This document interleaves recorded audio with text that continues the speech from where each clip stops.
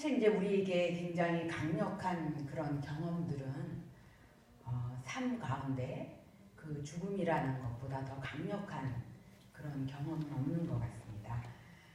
제가 그러니까 1983년에 장로회 신학대학 신대원을 들어가서 그 유학 간 시간을 빼고 지금까지 이제 영남신학대학 간 다음에도 계속 장신대에서 강의를 하고 있으니까 수십 년 그 학교에서 이렇게 머물렀는데, 그러면서도 여전히 저에게 가장 강렬한 그 장신대에서의 경험은 두 사람의 그런 한 사람은 1년 선배고 한 사람은 이제 후배라고 할 수 있는 그런 사람들의 그런 죽음을 제가 목격한 그것이 저에게 굉장히 강렬한 것으로 지금까지 이렇게 남아 있습니다.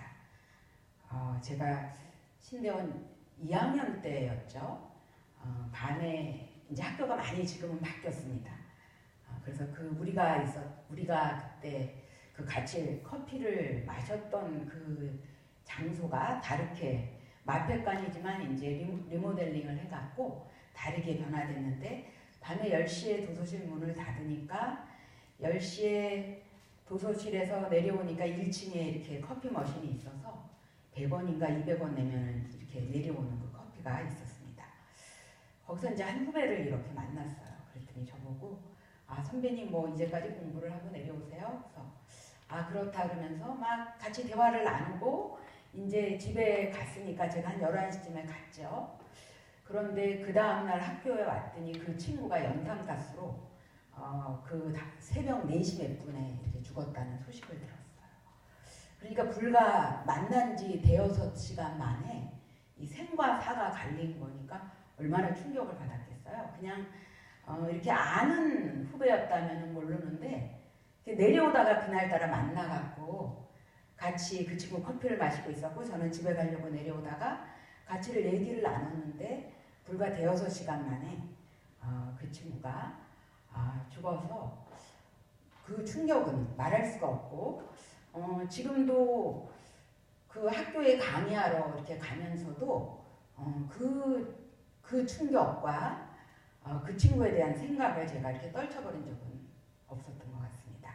제가 오늘날 이제 유학을 갔다 와서 장신대 이제 강의를 맡아서 하게 됐을 때 그 친구랑 가장 친했던 그 한 목사를 만나게 되었습니다. 그 목사도 이제 장신대에 그 강의를 하러 왔습니다. 그래서 제가 그 목사한테 이렇게 물어봤습니다. 목사님, 그 목사님 친구였던 암흑의 그 가족들은 어떤가요? 그 부모님, 아버지 장로님이랑 어머니 권사님이랑 형제들은 다 편안하세요? 그랬더니, 왜냐면 아들을 그렇게 보내고 나서 얼마나 그분들이 마음이 힘들까 이런 생각을 했기 때문입니다. 그랬더니 그 후배 목사가 저한테 선배님 너무 고마워요. 아직까지도 제 친구를 잊지 않으셨군요. 이렇게 제 친구의 안부를 물어줘서 너무 고마워요. 그러면서 이렇게 얘기하는 거예요. 선배님, 근데 제 마음은 참 혼돈스럽고 무거워요. 그러면서 장모님은 농사를 짓는데 경운기가 이렇게 정신없이 농사를 짓고 있는데 뒤에서 겹쳐서 장모님이 부상을 당해서 돌아가셨다는 거예요. 그리고 또 형님은 암으로 돌아가셨다는 거예요. 그러면서 선배님, 저는 정말 모르겠어요. 어떻게 이것을 설명해야 될지 모르겠어요. 그렇게 저에게 얘기를 했어요. 그래서 제가 그 후배 목사한테 이렇게 얘기했어요. 목사님, 내가 거기에 대한 해답이 될지 모르지만 그냥 저희 집의 가족사를 좀 얘기를 해드릴게요. 저희 증조 할아버지는 마태 선교사가 평안북도에 들어왔을 때 그 미국 선교사님을 통해서 예수를 믿게 됐어요. 1800년 말에 예수를 믿었죠. 1900년 초에 차가 몇 대가 있다고, 자동차가 그 당시에 몇 대가 있겠어요, 부안말에. 그런데 우리 증조 할아버지의 아들 중에서, 그러니까 우리 외할머니의 오빠 중에서 가장 똑똑한 둘째 아들이 차가 몇 대도 안 되는 그때 교통사고로 죽었다는 거예요. 그리고 증조 할아버지가 운영하던 정미소가 불이 타갖고 몽땅 타서 경제적인 그 손실이 말할 수 없었다는 거예요. 그리고 그 큰 딸은 결혼을 했는데 딸만 줄줄이 넷을 낳는 바람에 그 남편 되는 분이 아들을 낳고 싶어서 동네에 있는 기생과 정분이 낳는데 너무나 잘생긴 아들을 낳는 바람에 이 자기의 가족을 버리고 그 기생과 함께 살림을 차렸다는 거. 그러니까 동네 사람들이 저희 증조 할아버지에게 이렇게 얘기했어요. 그거 보시오. 조상신을 버리고 다른 서양 귀신을 섬기니까 조상신이 노여워해서 당신에게 이런 벌을 내리는 겁니다. 어서 조상신에게 돌아오십시오. 이렇게 말을 했다는 거예요. 그러나 저희 증조 할아버지는 끝까지 그런 역경에도 불구하고 하나님에 대한 신뢰 그 속에서 믿음을 지켰다고 해요. 그 결과가 지금 뭐냐면은 모든 자손들이 예수를 믿고 목사인 사람도 있고 또 교수인 사람도 있고 교회에서 열심히 평신도로 권사로서 또 집사로서 이렇게 봉사를 하기도 하고 선교사로도 봉사하고 그 증조 할아버지의 후손이 지금 그렇게 예수를 다 잘 믿고 있어요. 제가 그 가족에 대한 답변을 이렇게 하고 싶어요. 이렇게 그 제 후배 목사에게 이렇게 얘기했어요. 그랬더니 제 후배 목사가 저한테 이렇게 말하는 거예요. 선배님, 제 마음에 좀 위로가 돼요. 굉장히 마음이 무거웠어요. 근데 참 위로가 돼요. 여러분 사실 우리가 하나님을 믿는다고 해서 우리의 인생이 평탄한가요? 살아오셨잖아요. 어려움 없이 평탄한 삶만 살아보셨어요? 아니요. 그렇지 않아요. 우리 삶이 어떠한 형태로든지 시련과 역경 속에서 우리가 살아오고 있습니다. 우리가 하나님을 믿음에도 불구하고 이것을 제가 개인적으로 여러분들에게 사적으로 제 주관적인 생각으로 말씀드리는 것이 아니고 오늘 우리가 함께 나눈 본문 말씀이 우리에게 그 이야기를 해주고 있습니다. 뭐죠? 반석 위에 세운 집이나 모래 위에 세운 집이나 비바람이 똑같이 불고 창수가 났다는 것을 하나님 말씀이 오늘 우리에게 이야기해주고 있습니다. 만약에 우리가 하나님을 잘 믿으면 아무런 시련과 연단이 없다고 한다면 모래 위에 세운 집과 반석 위에 세운 집의 두 본문 말씀이 우리에게 주님께서 우리에게 주시지 않았을 것입니다. 그런데 오늘 본문 말씀은 분명히 두 집이 있는데 하나는 모래 위에 세운 거고 하나는 반석 위에 세운 것이고 비가 오고 창수가 나고 바람이 불어서 집에 부딪혔는데 모래 위에 세운 집은 무너지고 반석 위에 세운 집은 무너지지 않았다는 것이 오늘 우리에게 주는 본문 말씀입니다. 그래서 이 본문 말씀은 궁극적으로 우리에게 어떤 것을 전해주고 있냐면은 우리가 주님 안에 있어도 우리에게 시련이 있을 수 있다는 것입니다. 참 그렇다면 사실 우리가 하나님을 믿고 그 안에서 우리가 거하기를 원할 때 우리가 한 인간으로서 간절히 원하는 것은 뭐죠? 하나님 제가 열심히 믿을 테니까 우리 자손들 편안하게 해주시고 제 인생이 순탄하게 해주십시오. 그런 소원이 우리에게 왜 없겠어요? 그렇죠?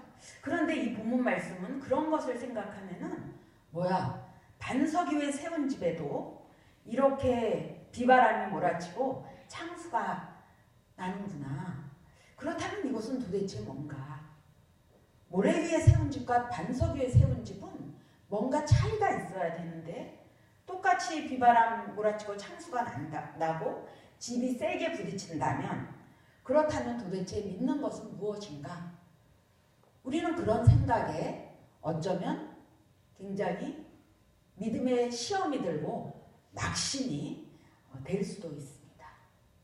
그런데 한편 또 이 본문 말씀은 우리에게 굉장한 소망을 우리에게 줍니다.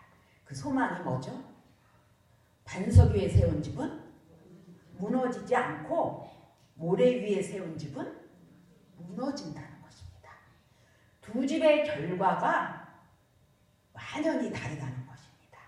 똑같은 비바람을 맞고 창수가 쳤는데도 그래서 집에 부딪혔는데 결과는 다르다는 것이 우리에게 바로 그 믿음을 갖고 있는 우리에게 큰 소망이 그 말씀으로 우리에게 다가오는 것을 볼 수가 있습니다.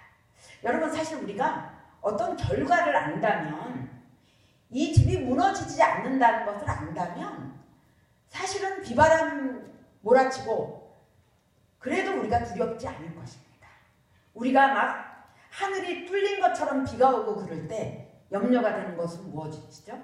야 우리 지붕이 이거 괜찮나? 우리 이 대들보가 이런 것들 괜찮나? 그런 것은 뭐냐면 무너진다는 것에 대한 걱정 때문입니다. 그런데 무너지지 않는다는 결과를 우리가 갖고 있다면 비바람 치고 이래도 우리가 그런 두려움을 우리가 갖지는 않을 것입니다. 여러분 저는 축구를 아주 좋아합니다. 축구뿐만 아니고 이 변천사가 심해요. 어릴 때는 농구를 좋아했어요. 그래서 신동파를 너무 좋아했고 중고등학교 때는 또 야구를 너무 좋아해서 중학교 때 조태하고 동대문 지금 역사잖아요. 역사공원이 워낙 야구장이었어요. 그래서 중학교 때 아프다고 조퇴를 하고 야구 결승을 보러 갔어요. 야구 결승을 보러 가고 저희 때는 이제 중앙고등학교랑 경북고등학교가 아주 유명한 야구였어요. 또 설린상고, 군산상고 이런 데가 굉장히 유명했어요. 막 다혈질적으로 응원을 하는 거예요. 그래서 막 또 청년들이랑 사역할 때 축구 볼 때 한꺼번에 모여서 봐요. 애들이 저랑 보는 걸 좋아해요. 왜냐면은 도저히 목사님의 품위를 찾아볼 수 없을 만큼 망가져갖고 제가 축구를 보는 거예요. 막 지고 있으면 애들한테 막 얘기해요. 음료수를 애들이 마시려고 그러면 야 이거 마시지 마! 지금 어떻게 음료수가 넘어가니! 막 이러고 막 소리 지르면서 막 그러고 하는 거예요. 그래서 애들이 저를 데리고 축구장을 막 가요. A매치를 보러 갔어요. 이란과 1대0으로 지고 있었어요. 그래서 제가 막 애들한테 아무것도 못 마시게 했어요. 그랬더니 그거 막 가만 자리에 못 앉아 있는 거예요. 서서 난리치니까 앞에 있는 사람들은 뭐라 그러냐면은 아줌마 좀 조용히 좀 축구를 보세요. 뒤에 있는 사람들은 뭐라 그랬겠어요? 안 보여요. 어머, 너무 잘하시네요. 안 보여요. 앞뒤로 막 공격을 막 당하는 거예요. 막 그렇게 다혈질적으로 제가 축구를 보는 거예요. 근데 제가 어느 날 축구를 보고 있어요, 여러분. 여러분이 맞춰보세요. 지금 한국이 2대0으로 지고 있는 거예요. 근데 제가 음료수를 막 마시면서 여유 있게 보고 있는 거예요. 옛날 같으면 막 뒤로 자빠졌을 텐데 제가 여유 있게 보고 있는 거예요. 즐거운 마음으로 보고 있는 거예요. 지금 시간은 20분 남았는데 무슨 일이죠? 그러니까 뭐예요? 지금 재방송을 보는 거예요. 재방송을. 맞아요, 여러분. 결과를 안 봐요. 이게 그냥 승중이었으면은 2대0으로 지고 있는데 어떻게 다 서갖고 지금 막 난리가 나는 거죠. 온 집안을 불안하게 만들고 막 길길이 뛰고 있을 텐데 막 음료수를 마시고 보고 있는 거예요. 그게 뭐예요? 결과를 아는 거예요. 2대0, 3대2로 역전을 했거든요. 그러니까 또 재방송을 보는 거죠. 너무 그 희열을 또 맛보기 위해서. 그래갖고 지금 2대0으로 지고 있는데 전혀 염려가 안 되는 거예요. 왜요? 결과가 뭐였기 때문에요? 찬란하게 3대2로 이긴 거예요. 20분, 이제 15분 남겨놓고 새꼬리 확 터지고 막 이걸 기다리면서 막 기쁨에 차갖고 음료수를 막 마시면서 이렇게 보고 있는 거예요. 여러분 결과를 안다면은 두렵지 않죠. 그런데 우리가 결과를 모르기 때문에 굉장히 두려운 거예요. 바로 오늘 이 본문 말씀이 우리에게 다가가면은 나에게 오는 시련과 그런 것 속에서 우리가 그리스도 안에서 하나님의 사랑과 소망의 그 끈이 끊어지지 않았다는 것을 우리가 확신할 수 있다면은 우리가 그렇게 절망적이지 않고 힘들지라도 그래도 하나님께서 나에게 승리하게 하신다. 하나님의 사랑이 이것을 통해서 드러난다. 그럴 때 우리가 온전하게 그 안에 설 수 있다는 거. 그것이 오늘 이 본문 말씀이 우리에게 주는 말씀이에요. 저는 오늘 아까 찬송 우리 준비하시는 분들께서 이 본문을 위해서 거기에 딱 맞는 찬송을 준비해 주셨어요. 그죠? 뭐죠? 반석 위에 세운지 무너지지 않네. 모래 위에 세운지 무너지네. 그 찬송은 제가 한동안 싫어했어요. 왜 싫어했냐면은 제가 중학교에 미션 스쿨을 다녔는데 약간 엉터리 미션 스쿨 있잖아요. 매주 예배 드리는 게 아니고 수업할 때 처음 예배 드리고 1학기 때는 부활절 때 예배 딱 2번 드려요. 또 가을에는 처음 드릴 때 예배 드리고 추수감사절 때 예배 딱 2번 드리는 거예요. 그러니까 1년에 4번 드리는 거예요. 그래서 중학교 졸업하는 3년 동안 몇 번 이 찬송가를 불렀을까요? 4번씩 3번이니까 몇 번이죠? 12번을 불렀어요. 그래서 우리 그 교장 선생님이 찬송가는 무조건 이 찬송가였어요. 매번. 그래서 이 찬송가가 지겨워졌어요. 근데 지금 생각하니까 교장 선생님의 그 깊은 뜻을 이해하겠어요. 왜냐하면 저는 교회를 다니지만 믿지 않는 애들이 얼마나 많겠어요. 걔네들에게 모르는 찬송가를 매번 다른 찬송가를 하면 머릿속에 기억이 남겠어요? 하나도 안 남아요. 그러니까 3년 동안에 12번 부르면은 또 중학교 때 머리들이 확확 돌거든요. 기억하는 거예요. 그래서 얘네들이 반석 위에 인생을 세우기를 원하셨을 거예요. 모래 위에 인생을 세우기를 원하는 그런 크리스찬으로서의 그 교장 선생님으로서 그 찬송을 우리에게 준 거예요. 근데 제가 이렇게 목회자가 되면서 염려가 된 게 있었어요. 아, 나는 그때 내가 어떤 집을 세울 것인가, 내가 어떤 집을 지을 것인가 여기에 관심했는데 우리 3년 동안 어떤 집을 지을 것인가에 관심했으면 어떡하지? 여러분 제가 왜 이 걱정을 했을까요? 오늘 이 본문 말씀은 어떤 집을 짓느냐의 본문이 아니에요. 제가 여러분들이 다 아는 얘기를 지금 하고 있죠? 이 본문 말씀은 우리에게 무엇을 얘기하는 거죠? 어떤 집을 짓는 것이 아니라면 그럼 무엇을 얘기하고 있어요? 어디에 집을 짓느냐? 어디에 집을 짓느냐? 이 본문 말씀은 분명히 어떤 집을 짓느냐, 어떻게 집을 짓느냐의 부분이 아니에요. 어디에다 집을 짓느냐? 어디에다? 그래서 우리 중학교 친구들이 어땠을까? 하여간 모르겠어요. 그러나 오늘 우리는 이 본문 말씀이 적어도 우리에게 주는 것은 어디에다 집을 짓느냐?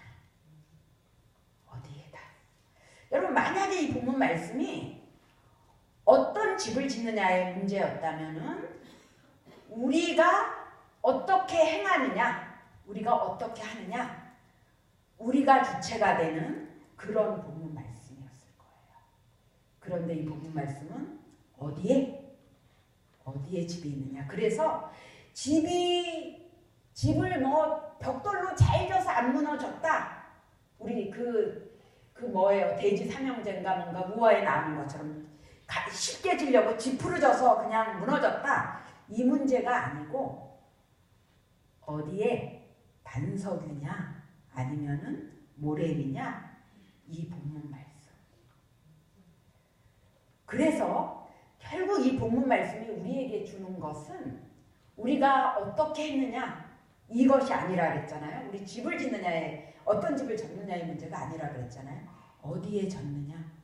그러니까 기초가 무엇이냐. 그렇죠. 기초가 무엇이냐. 그것이 이 본문 말씀이 오늘 우리에게 주는 말씀이에요. 그래서 이 본문 말씀을 이렇게 깊이 들어가 보니까 생각하니까 우리가 이런 생각을 하게 되는 것 같아요. 그런데 저는 이제 우리 신고모 교회에 와서 참 이제 감사하고 행복한 거는 목사님이 본문 말씀을 주예식으로 막 이렇게 쭉 깊이 들어가시는 거예요. 그래서 여러분들이 이미 그 훈련을 다 받으신 거예요. 그래서 얼마나 감사한지 몰라요. 목사님 감사합니다. 감사합니다. 얼마나 감사한지 몰라요. 네, 맞아요. 그래서 이 본문 말씀이 이거예요.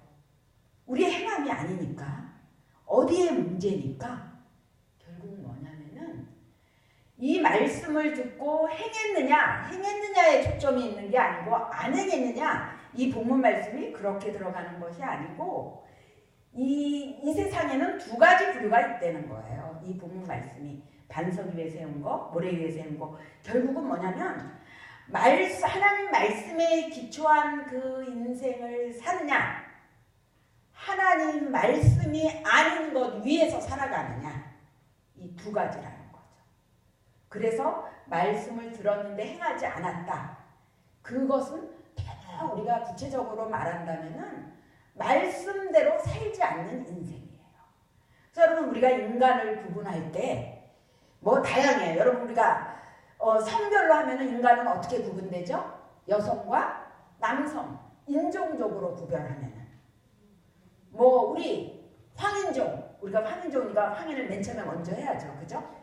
그 다음에 백인, 그 다음에 흑인, 뭐 인종적으로 이렇게 나와요. 계급으로 하면 뭐 부유한 사람 뭐 이런 거로 나올 수가 있어요. 그런데 이런 거를 다 차치하고 이 지구상에 있는 인간은 영적으로 딱 두 개로 구분돼요. 그것이 무엇이죠?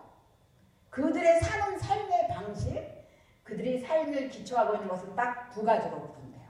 그것이 무엇이죠?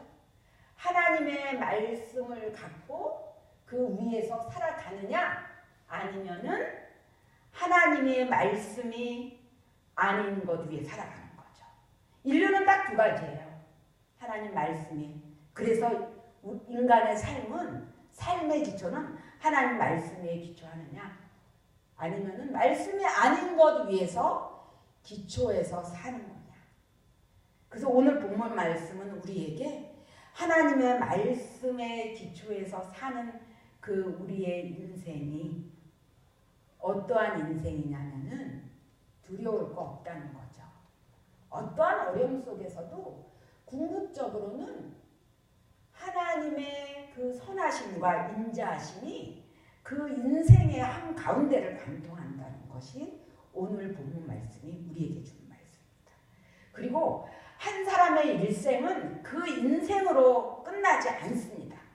그것이 우리가 살아가는데 더 하나님 앞에서 온전하게 살아가야 되는 이유인 것입니다. 그래서 제가 그 후배 목사 가정이 그렇게 여러 가지 어려움이 있었을 때도 우리 증조 할아버지 얘기를 해준 것은 뭐냐면 아무도 모른다. 그 밀알이 어떻게 그 열매를 맺을지 우리의 인생은 우리로 끝나지가 않아요. 그게 더 두려운 거죠.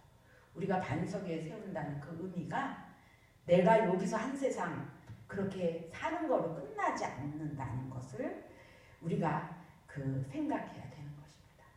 저는 이제 강력하게 이 반석 위에 세운 집이라는 것에 대해서 기독교인으로서 굉장히 강력하게 느낀 적이 있었습니다.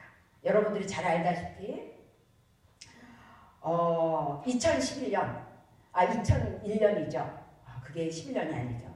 2001년이죠. 그 미국의 월드 트레이드 센터가 무너지고 그리고 이제 우리나라의 국방부라고 할 수 있는 펜타곤이 그 테러리스트에 의해서 이렇게 공격을 당한 사건이 있었죠. 그래서 우리가 잘 아는 그 쌍둥이 빌딩이 무너지고 그때 굉장했죠. 그래서 그때 아직 학교에서 논문을 끝내지 못해서 학교 안에 있는데 애들이 막 뉴스를 보러 달려간 거예요. 뉴스를 보는데 무슨 영화를 보는 줄 알았어요. 막 그 비행기가 그냥 그 건물을 막 관통을 해갖고 이게 무슨 그 SF 영화 같은 것들을 보는 게 아닌가. 막 그런 것을 했어요. 그럴 때 굉장히 난리가 났었어요. 중동에서 온 사람들은 밤에 그 길을 다니는 것을 조심해야 됐어요. 그거는 중동 사람 중에서 이제 저런 그 테러범들이 그 미국을 무너뜨리려고 했다, 이런 얘기들이 들려서 사람들은 굉장히 조심해야 됐어요. 저는 어느 날 그때는 9월 달에 벌어진 일인데 10월 달에 머리를 감고, 그 학교 뒤에서 살 때 머리를 감고 젖은 머리로 그냥 갈 수 없어서 머플러를 쓰고 제가 가고 있었어요. 그랬더니 제가 학교를 가고 있는데 자동차 크락션이 저를 향해서 막 빵빵 울려대는 거예요. 그래서 제가 어머, 저 사람들이 왜 나를 보고 크락션을 울리지? 여러분 왜 울렸을까요? 이 머플러를 썼더니 제가 누군지 안 거죠? 중동 사람인 줄 안 거예요. 그렇게 적대감이 일어난 거예요. 그래갖고 어떤 일이 있었냐면은 워싱턴에 그래서 종교 지도자들이 모여서 그 국민들에게 어떤 그 메시지를 전하는 그런 시간이 있었어요. 개신교 대표로는 빌리 그레함 목사님이 대표로 나왔어요. 빌리 그레함 목사님 우리도 잘 아는 분이잖아요. 근데 빌리 그레함 목사님은 그때 이미 파슨슨 병으로 너무나 중증으로 앓고 있어서 그 부시 대통령이 취임식 할 때 그 빌리 그레함 목사님한테 오셔서 이제 그 목사님이 이렇게 증인으로 쓰고 이제 그런 예식을 하는 것에 좀 서달라고 얘기했는데 오지 못했어요. 내가 너무 중증이라서 갈 수가 없다. 그런데 이 자리에는 거절을 할 수가 없어서 아들의 부축을 받고 왔어요. 아들의 부축을 받고 와서 저는 그때 굉장히 궁금했어요. 이때 목사님은 어떤 메시지를 이 분노와 절망과 공포, 죽음은 죽음으로 갚아야 된다고 생각하고 그런 여론이 막 들끓는 이런 미국 사회에서 목사님은 어떤 메시지를 전할 수 있을 것인가 굉장히 궁금했어요. 그런데 목사님이 그 설교를 할 때 저는 깜짝 놀랐어요.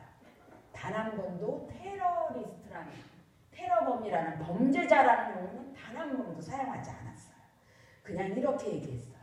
그들, 이렇게 대명사로 얘기했어요. 그러면서 그 당시 뭐라 그러냐면, 여러분 펜타곤은 뭐예요? 국무성이잖아요. 미국의 군사력의 상징이잖아요. 그리고 월드 트레이드 센터는 뭐예요? 세계 돈의 상징이에요.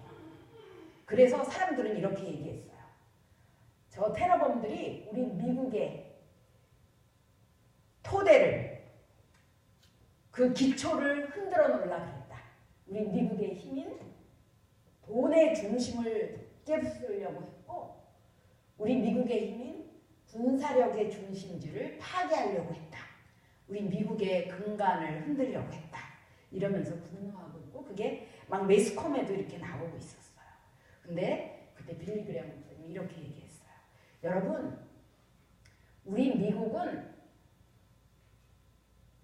돈의 힘에 세워져 있지 않습니다. 우리 미국의 기초는 돈이 아닙니다. 우리 미국은 군사력의 힘에 세워져 있지 않습니다. 그래서 그들은 우리 미국을 무너뜨리지 못했습니다. 왜? 돈도 군사력도 미국의 토대가 아니기 때문에. 미국의 토대는 여러분들이 아시는 대로 우리 선조들이 신앙을 위해서 배가 지금처럼 그렇게 안전하지 않을 때 목숨을 걸고 이곳에 와서 신앙의 새로운 토대 위에서 온전한 믿음의 나라를 세운 것이 이 미국의 토대입니다. 그렇게 다시 한번 그 절망과 분노에 있는 사람들에게 그렇게 얘기했습니다. 그리고 뭐라 그랬냐면은, 절망하고 마음이 깨졌고 고통 중에 있는 우리들이 위로를 받고 소망의 끈을 붙잡을 수 있는 것은 십자가의 주님에게, 십자가에 달리신 주님, 우리의 죄를 위해서 십자가를 지신 그 주님 안에서만이 가능할 수 있습니다. 그러면서 다시 그 토대를 확인시켜 주었습니다. 그때 제가 정말 이 전율을 하는 것 같았어요. 그렇다. 토대. 이 사람, 이 목사님 정말 대단한 분이구나. 이러한 상황에서 온전하게 하나님의 말씀에 기초해서 그 온전한 말씀을 줄 수 있는 목사님이야말로 진짜 대단하신 분입니다. 여러분, 그렇습니다. 사실 그 사건은 굉장한 미국의 역사를 바꿔놓는 그런 사건이었는데 그것은 도리어 사람들에게 어떤 것을 생각하게 되었냐면 우리의 토대가 무엇인가? 그것입니다. 우리의 토대가 무엇인가에 따라서 그것은 시련이 될 수 있고 실패로 끝나지 않는 시련이 될 수 있고 아니면 실패로 끝나는 시련이 될 수 있습니다. 그러나 시련은 반석 위에라는 토대일 때 단지 지나가는 경험되는 그런 시련일 뿐입니다. 이것이 우리 믿는 자의 특권입니다. 우리 믿는 자의 희망이고 믿는 자의 소망입니다.